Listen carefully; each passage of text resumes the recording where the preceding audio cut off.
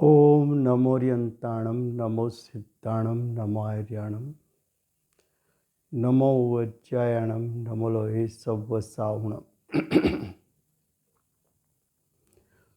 मंगलं भगवान् वीरो मंगलं गौतमो गणी मंगलं कुन्दकुन्दार्यो जैनधर्मोऽस्तु मंगलम् ओंकार बिंदु संयुक्तं नित्यं जायन्ति योगिनः कामदं मोक्षदं चैव ओंकाराय नमो नमः। अहो उपकार जिनवरनो कुंदनो ध्वनि दिव्यनो जीन कुंद ध्वनि आप्या अहो आ गुरु कहननो तुझ ज्ञान ध्यान नो रंग अमया दर्श रहो ओ शिव पद तक तुझ संग माता हाथ ग्रहो।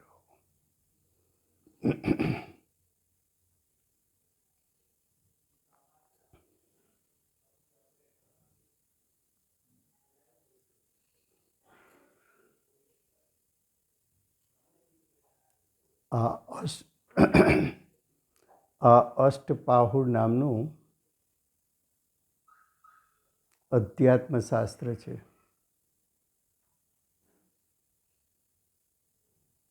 છઠ્ઠું પાહુડ મોક્ષ પાહુડ. મોક્ષ પાહુડમાં આચાર્ય ભગવંત બે વાત સિદ્ધ કરવા માગે છે.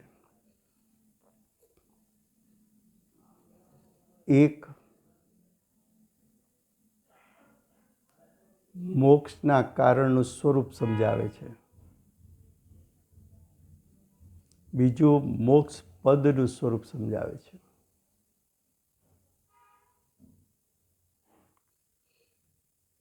તો જે મોક્ષનું કારણ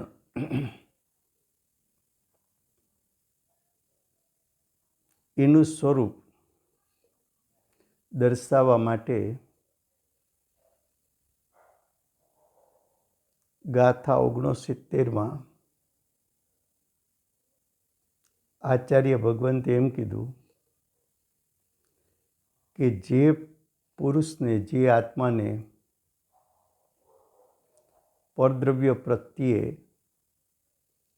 એટલે કે એક પરમાણુ પ્રત્યે પણ જો રાગ ભાવ હોય તો એ જીવ અજ્ઞાની છે. એક પરમાણુ પ્રત્યે રાગ હોય તો એ જીવ મોક્ષનું કારણ બની શકતો નથી. હવે એ વાતને દ્રઢ કરવા ગાથા 70માં કહે છે. હવે આ જ અર્થને ટૂંકમાં કહે છે.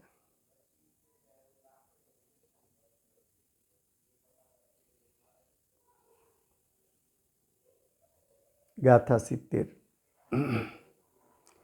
જે આત્મને ધ્યાવે સુદર્શન શુદ્ધ દ્રઢ ચારિત્ર છે, વિષયે વિરક્ત મનસ્કતે શિવ પદ લહે નિશ્ચિતપણે.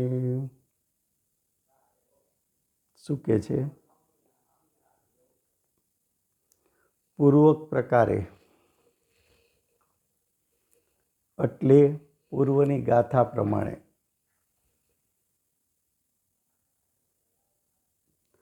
પૂર્વક પ્રકારે એટલે પૂર્વની ગાથા પ્રમાણે જેમનું ચિત્ત એટલે કે જેમનો ઉપયોગ વિષયોથી વિરક્ત છે વિષયોથી ઉદાસીન છે, વૈરાગવન છે, જે આત્માનું ધ્યાન કરતા રહે છે, જે કહેતા જ્ઞાની આત્માનું ધ્યાન કરતા રહે છે, જેમને બાહ્ય અભ્યંતર દર્શનની શુદ્ધતા છે અને જેમને દ્રઢ ચારિત્ર છે, તેમને નિશ્ચયથી નિર્વાણ થાય છે. શું કહે છે?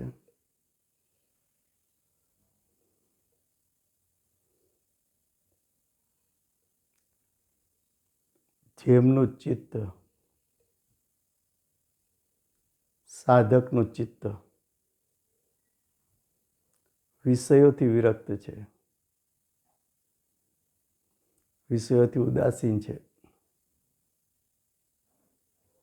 જે આત્માનું ધ્યાન કરતા રહે છે,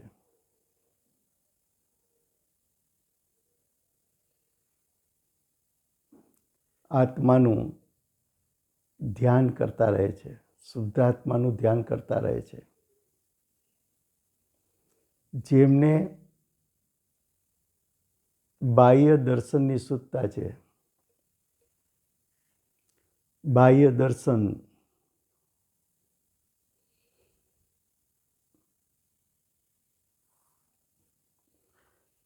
એટલે સાચા દેવ, શાસ્ત્ર, ગુરુનું શ્રદ્ધાન છે.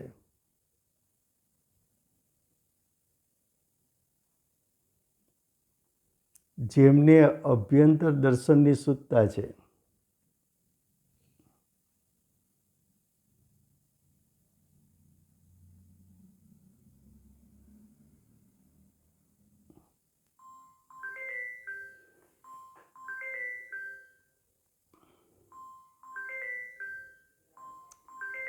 અભ્યંતર દર્શન એટલે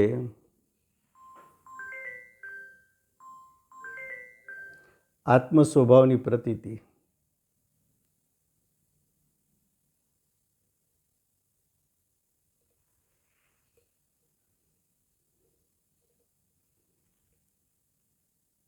જેમને દ્રઢ ચારિત્ર છે,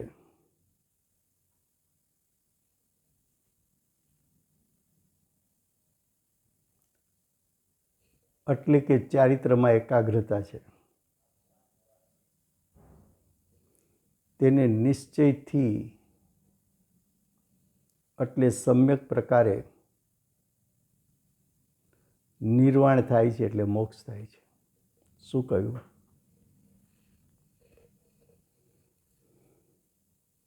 અધિકાર કયો છે? મોક્ષ પાહુડ.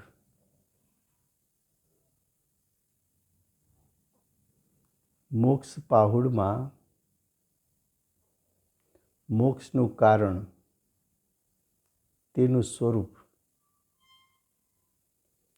આચાર્ય ભગવંત આ ગાથામાં બતાવે છે. મોક્ષનું કારણ શું? તો કે જેમનો ઉપયોગ, જેમનું ચિત્ત પાંચ ઇન્દ્રિયના વિષયમાંથી વિરક્ત થયું છે, એવી વિરક્તતા એ મોક્ષનું કારણ છે. પછી જે આત્મા ધ્યાન કરતો રહે છે,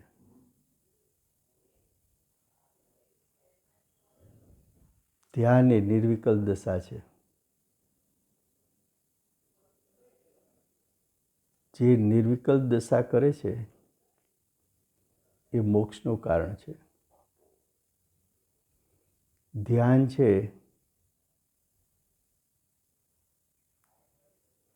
એ બાહ્ય અને અભ્યંતર દર્શન વગર હોતું નથી. ધ્યાન મોક્ષનું કારણ. પણ એવું ધ્યાન ક્યારે હોય? બાહ્ય દર્શન એટલે સાચા દેવશાસ્ત્ર ગુરુનું શ્રદ્ધાન હોય.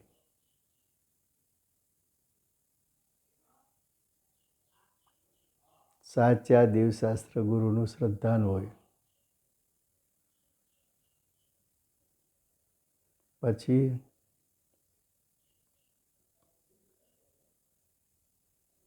અંતરંગમાં આત્મ સ્વભાવની પ્રતીતિ હોય.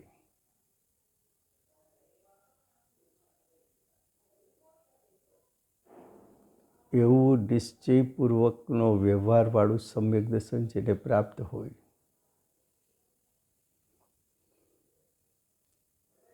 સમ્યક ચારિત્રમાં દ્રઢ હોય. આત્મ સ્વભાવની સ્થિરતામાં દ્રઢ હોય.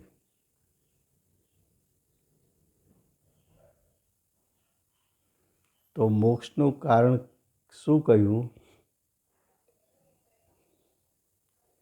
5 ઇન્દ્રિયના વિષયો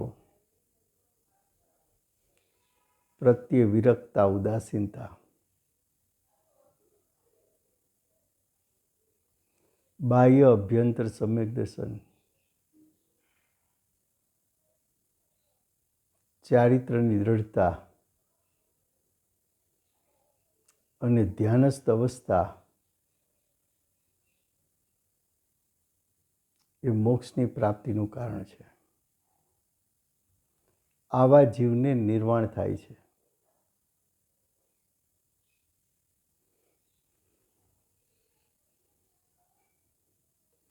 પાંચ મહાવ્રત સમિતિ ગુપ્તીના વિકલ્પો, શાસ્ત્ર અભ્યાસના વિકલ્પો,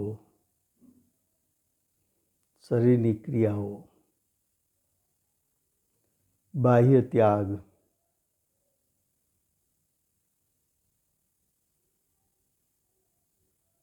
દાન, એક પણ વાત ન લીધી. કેમ? તો કે 5 મહાવ્રત સંબંધીના વિકલ્પો છે તો શુભ ભાવ, શરીરની ક્રિયા છે તો પરદ્રવ્યની ક્રિયા,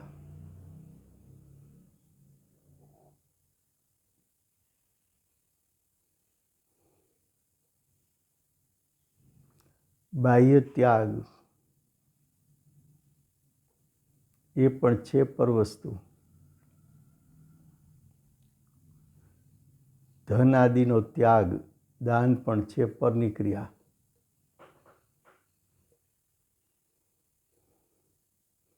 મોક્ષનું કારણ તો તારા સાધક દશાના પરિણામ છે. બાહ્ય અભ્યંતર સમ્યક દર્શન, નિર્વિકલ્પ દ્રઢ ચારિત્ર, ધ્યાનસ્થ અવસ્થા, એનાથી મોક્ષની પ્રાપ્તિ થાય છે.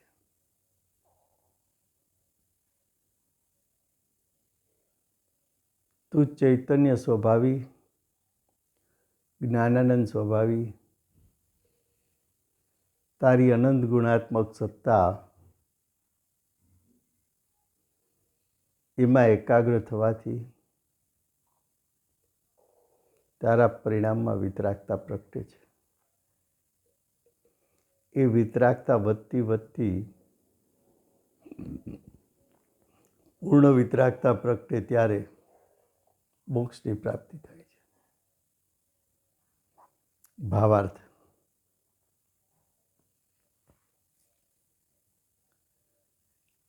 પહેલાં કહ્યું હતું કે જેઓ વિષયોથી વિરક્ત હોય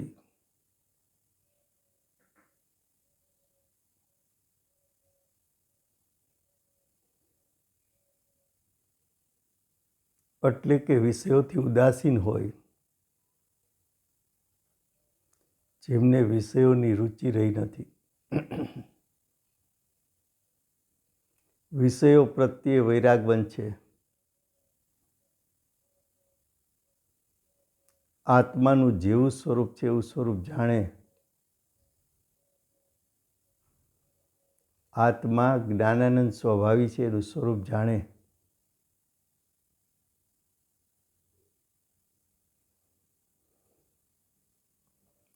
આત્માની ભાવના કરે,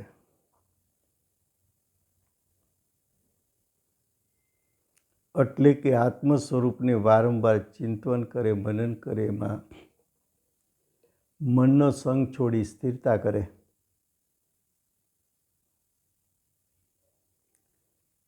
એવા જીવો સંસારથી છૂટે છે. એવા જીવો સંસારથી છૂટે છે ને મોક્ષની પ્રાપ્તિ કરે છે.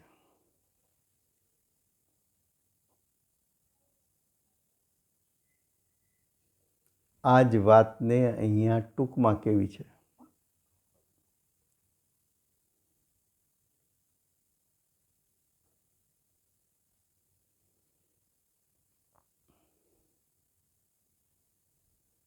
શું કહે છે આગળ? ટૂંકમાં કહે છે કે જે ઇન્દ્રિયના વિષયોથી વિરક્ત થઈ, 5 ઇન્દ્રિયના વિષયો એના ભોગવટાનો ભાવ,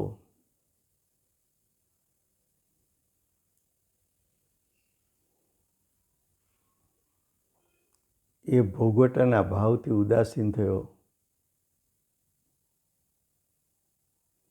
એના પ્રત્યે અરુચિ થઈ, આત્મ સ્વભાવ પ્રત્યે રુચિ થઈ, અતિન્દ્રિય જ્ઞાન અને સુખમય સ્વભાવની રુચિ થઈ,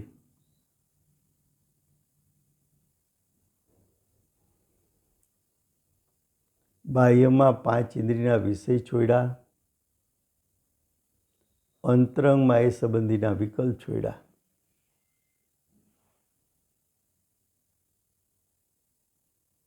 એનાથી પૃથક થયો, ભિન્ન થયો, ઉદાસીન થયો, એના પ્રત્યે વૈરાગવંત થયો. બાહ્યમાં સાચા દેવશાસ્ત્ર ગુરુનું શ્રદ્ધાન કર્યું, અંતરંગમાં જ્ઞાયક સ્વભાવ,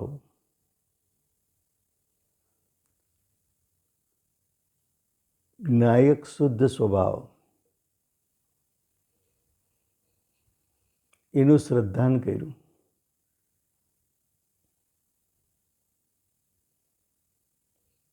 સમ્યક પ્રકારે ચારિત્ર,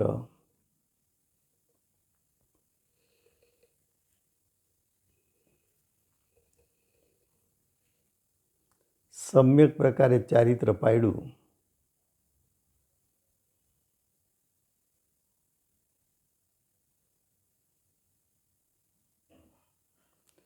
તેમને નિયમથી, સિદ્ધાંતથી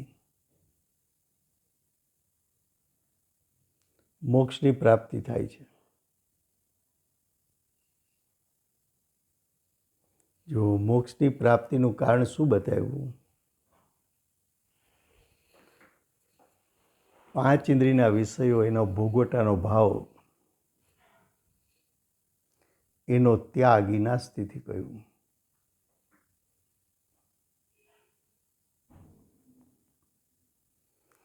એ વિષયોથી વિરક્ત થઈ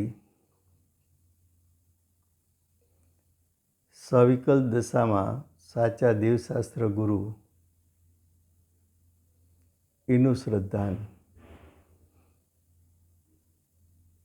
અંતરંગમાં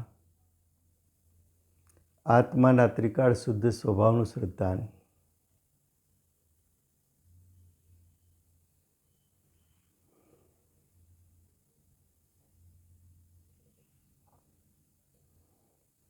આત્મ સ્વભાવમાં દ્રઢ ચારિત્ર, શ્રેણી આરોહણ કરે,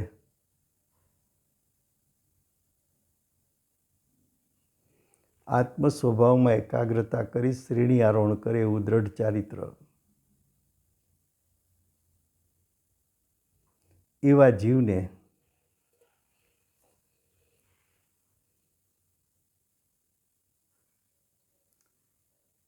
જીવને નિયમથી નિર્વાણની પ્રાપ્તિ એટલે મોક્ષની પ્રાપ્તિ થાય છે.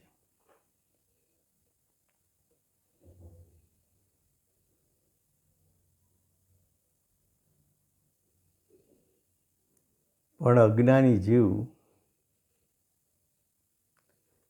ઇન્દ્રિયના વિષયોમાં આસક્ત થઈને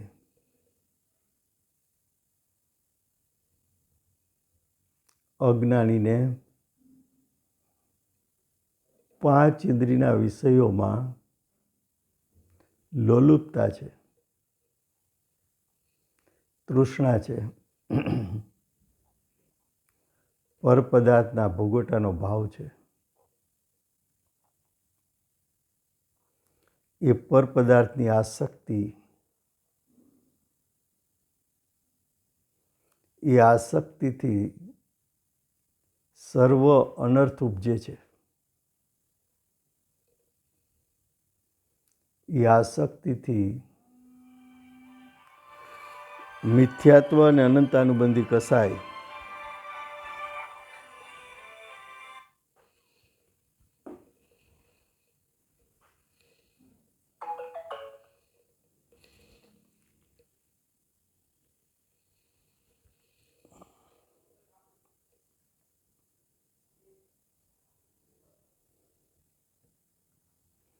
એ આસક્તિથી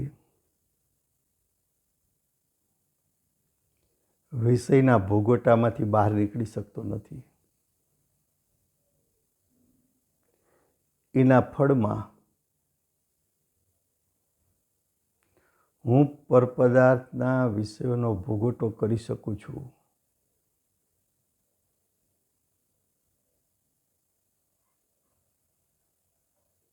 એવી મિથ્યા માન્યતાથી તીવ્ર મિથ્યાત્વને બાંધે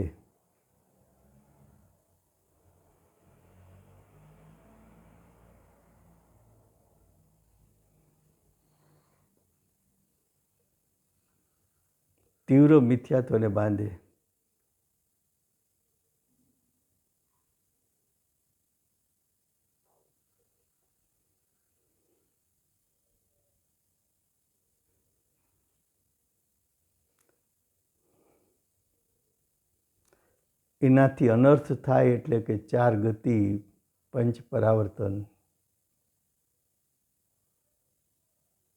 દુઃખનું વેદન, આકુળતાનું વેદન.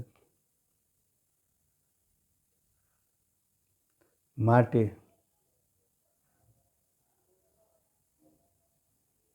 વિષયોની આસક્તિથી વિરક્ત થઈ ઉપયોગ આત્મામાં લાગે, આત્મ સ્વભાવમાં લાગે, તો કાર્ય સિદ્ધિ થાય. કાર્ય કહેતા ફળ, ફળની સિદ્ધિ કહેતા મોક્ષની પ્રાપ્તિ થાય. હવે ગાથા 71.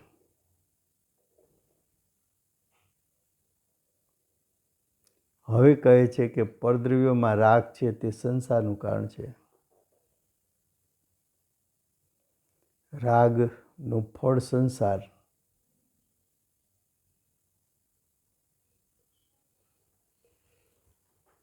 રાગ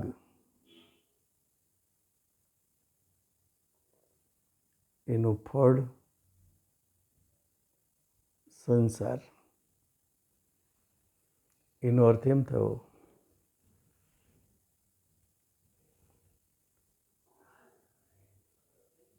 કે રાગથી મોક્ષ માર્ગની પ્રાપ્તિ નથી.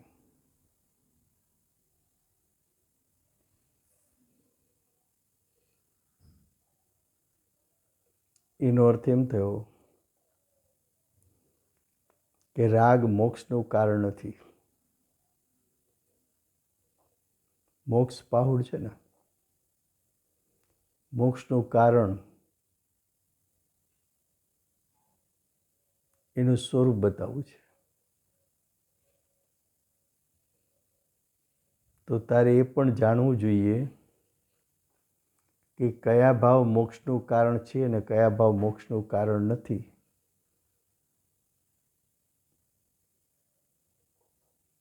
ગાથા 71 એનું હેડિંગ છે. હવે કહે છે કે પરદ્રવ્યમાં રાગ છે તે પરદ્રવ્ય પ્રત્યેનો રાગ, સાચા દેવશાસ્ત્ર ગુરુ પ્રત્યે રાગ હોય તો એનું ફળ પણ સ્વર્ગ છે, સંસાર છે. તેથી યોગીશ્વર એટલે મુનિ આત્માની ભાવના કરે છે, એટલે કે શુદ્ધાત્માની ભાવના કરે છે. શુદ્ધાત્માની ભાવના કેમ કરે છે? તો કે આત્માની ભાવના એ મોક્ષનું કારણ છે. રાગ મોક્ષનું કારણ નથી. ગાથા 71 પરદ્રવ્ય પ્રત્યે રાગ તો સંસાર કારણ છે ખરે, તેથી શ્રમણ નિત્ય કરો નિજ ભાવના સ્વાત્મા વિશે. અર્થ, જે કારણે પરદ્રવ્યોમાં રાગ છે, પરદ્રવ્ય પ્રત્યે રાગ કેમ થયો? તો કે એ પદાર્થ એને હિતકારી લાગ્યા. પરદ્રવ્યો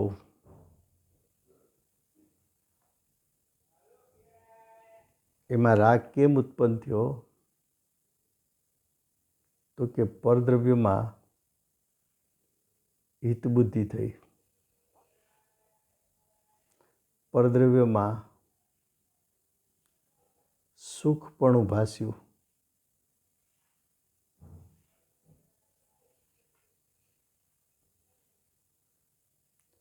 જેને પરદ્રવ્યમાં હિતબુદ્ધિ છે, જેને પરદ્રવ્ય સુખદાયક લાગે છે,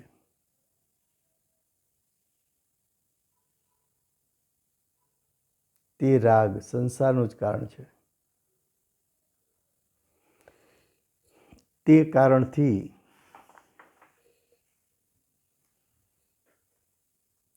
યોગીશ્વર મુનિ નિત્ય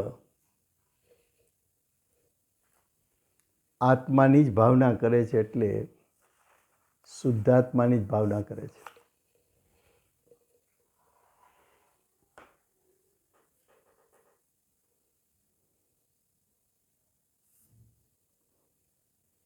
કોઈ એવી આશંકા કરે છે કે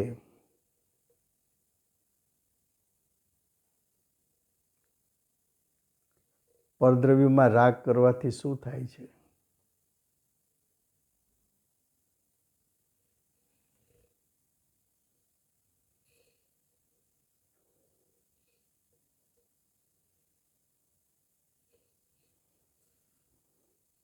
પરદ્રવ્ય છે તે પર જ છે. પોતાને જે કાંઈ રાગ થયો તે કાળ છે, પછી મટી જાય છે. તેમને ઉપદેશ આપે છે કે પરદ્રવ્યથી રાગ કરવા છતાં પણ પરદ્રવ્ય પોતાની સાથે લાગે છે એવું પ્રસિદ્ધ છે, અને પોતાને રાગનો સંસ્કાર દ્રઢ થાય છે ત્યારે રાગ પરલોક સુધી પણ આવે છે. આ તો યુક્તિ સિદ્ધ છે, એટલે કે ન્યાય સિદ્ધ છે, તર્ક સિદ્ધ છે. અને જીન આગમમાં રાગથી કર્મનો બંધ કયો છે, તેનો ઉદય અન્ય જન્મનું કારણ છે. આ પ્રમાણે પરદ્રવ્યમાં રાગથી સંસાર થાય છે. તેથી યોગીશ્વર મુનિ પરદ્રવ્યથી રાગ છોડી આત્માની નિરંતર ભાવના રાખે છે. શું કહે છે?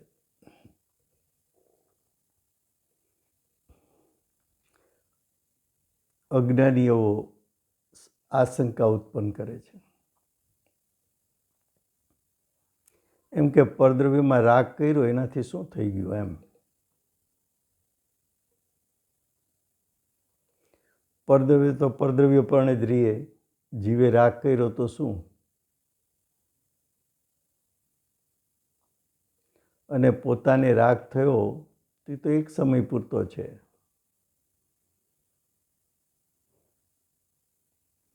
પછી તો રાગનો વ્યય થઈ જાય છે.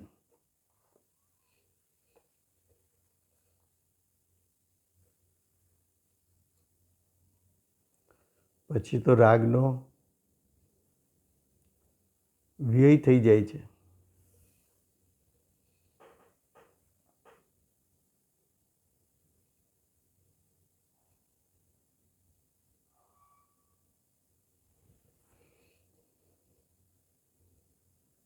હવે એને ઉપદેશ આપે છે, એને સમજાવે છે.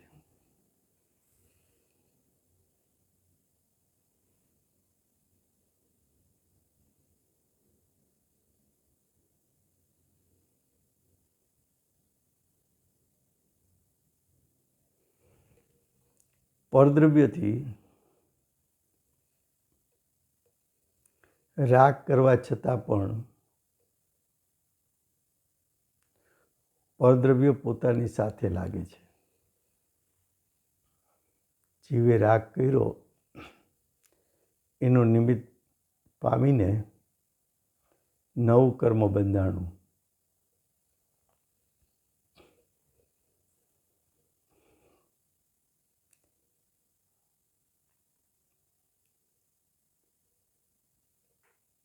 નવું કર્મ તારી સાથે આવ્યું.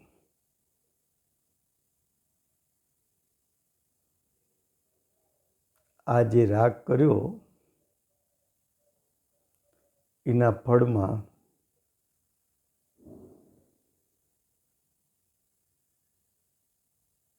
તને દેવગતિ મળી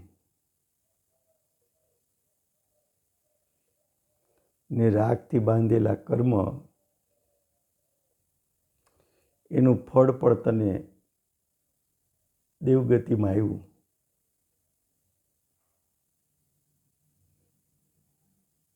તો જીન આગમમાં રાગથી કર્મબંધ કયો છે અને તેનો ઉદય અન્ય જન્મનું કારણ છે.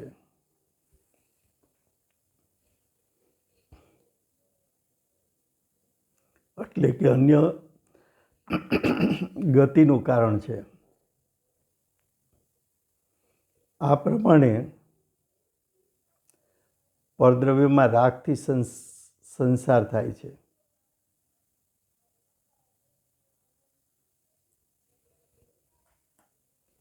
ભગવાન તને ગતિ આપતો હશે,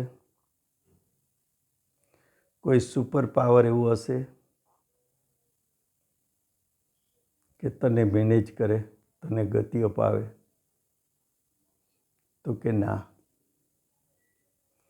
તારા ભાવ પ્રમાણે ફળ મળે છે.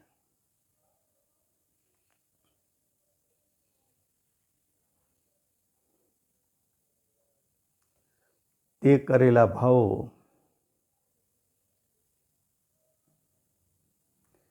એના ફળમાં સંસાર મળી શકે, એના ફળમાં મુક્તિ પણ મળી શકે. રાગ ભાવ કર તો સંસાર, વિતરાગ ભાવ કર તો મુક્તિ.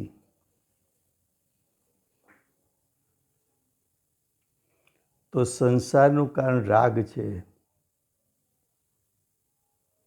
એનો અર્થ એમ કે રાગ મોક્ષનું કારણ નથી. માટે મુનિઓ પરદ્રવ્ય પ્રત્યે રાગ છોડી આત્મ સ્વભાવની નિરંતર ભાવના કરી રાગનો ત્યાગ કરી વિતરાગતા પ્રગટ કરી. એ વિતરાગતા મોક્ષનું કારણ હોવાથી મુનીશ્વરોને મોક્ષ થાય છે. હવે ગાથા 71. હવે કહે છે કે આવા સંભાવથી ચારિત્ર થાય છે.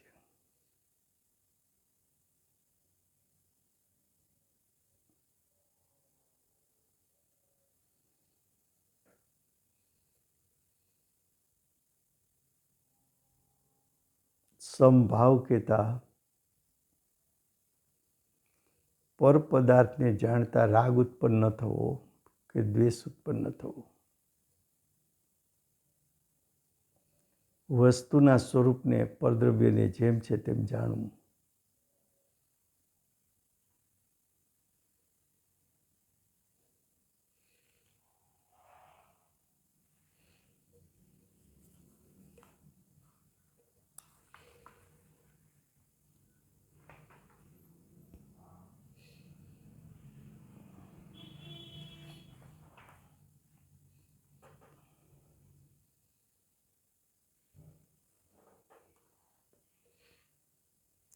ગાથા 72.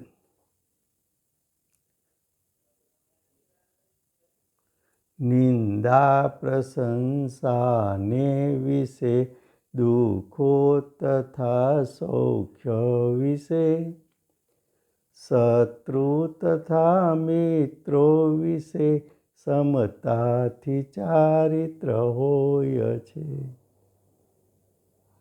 શું કહે છે?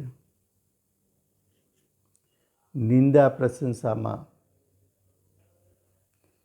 કોઈ તારી નિંદા કરી કે પ્રશંસા કરી, નિંદાથી દુઃખ અને પ્રશંસાથી સુખ, તો તારી દશામાં રાગ દ્વેષ ઉત્પન્ન થશે.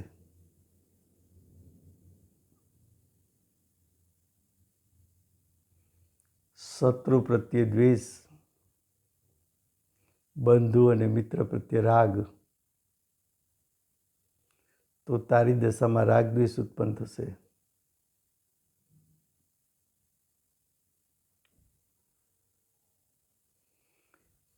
તારા ભાવમાં મધ્યસ્થતા આવે, તારા પરિણામ શાંત થાય, તારા પરિણામ રાગ દ્વેષ રહિત થાય. સ્વદ્રવ્ય કે પરદ્રવ્ય એનું જેવું સ્વરૂપ છે એવું સ્વરૂપ જાણવું, પણ એમાં જોડાવું નહીં, તો સમતા ભાવ થાય.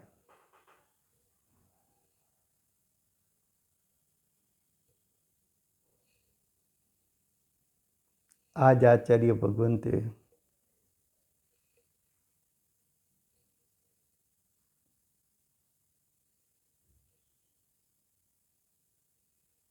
પ્રવચન સારમાં 6ઠ્ઠી ગાથામાં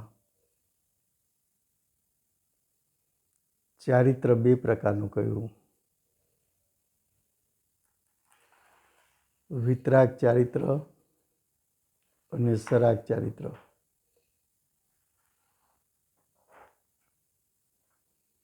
સરાગ ચારિત્ર છે તો શુભ રાગ.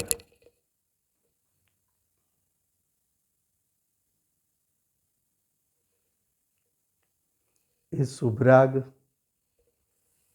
મોક્ષનું કારણ નથી.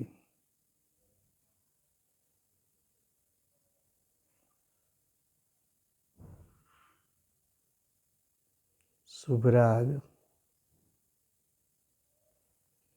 મોક્ષનું કારણ નથી. વિતરાગ ચારિત્ર મોક્ષનું કારણ છે.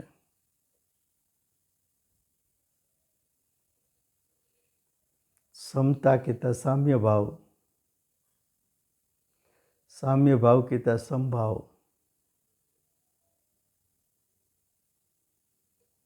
તે ધર્મ છે. ધર્મ છે તે મોક્ષોભરહિત પરિણામ છે. તે આત્માના પરિણામ છે. તે પરિણામ ચારિત્ર છે.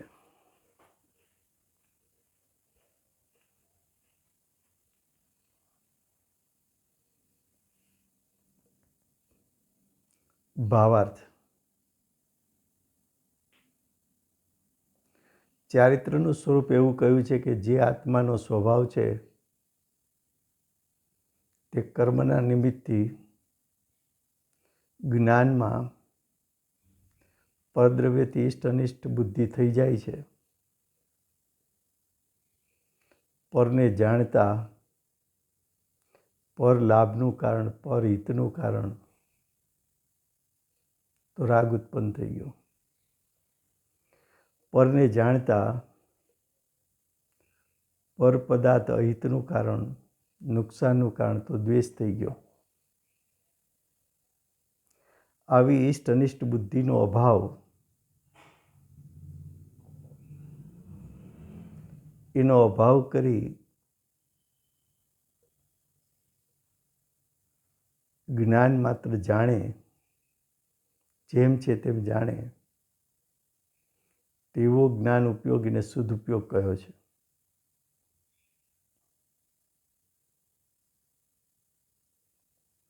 એ શુદ્ધ ઉપયોગ જ ચારિત્ર છે.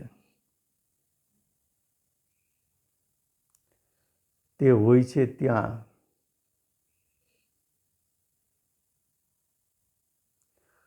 એટલે કે જ્યાં શુદ્ધ ઉપયોગ છે ત્યાં નિંદા, પ્રશંસા, દુઃખ, સુખ, શત્રુ, મિત્ર બધામાં સમાન બુદ્ધિ છે. બધા પ્રત્યે મધ્યસ્થતા છે.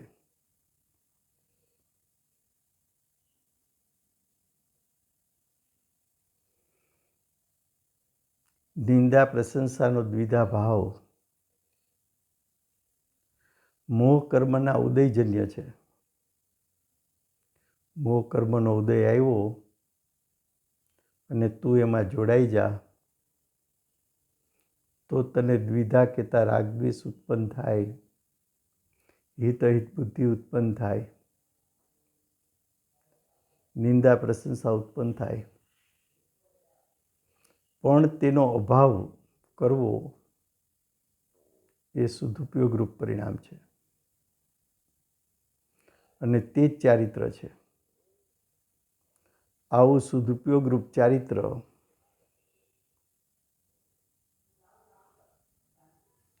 મોક્ષનું કારણ છે.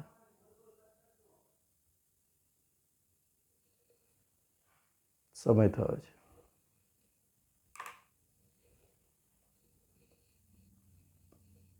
યથાખ્યાત ચારિત્રને પ્રાપ્ત શ્રી સિમંદર ભગવાનનો જય હો. સકલ ચારિત્રવાન શ્રી કુંદકુંદાચાર્ય દેવનો જય હો.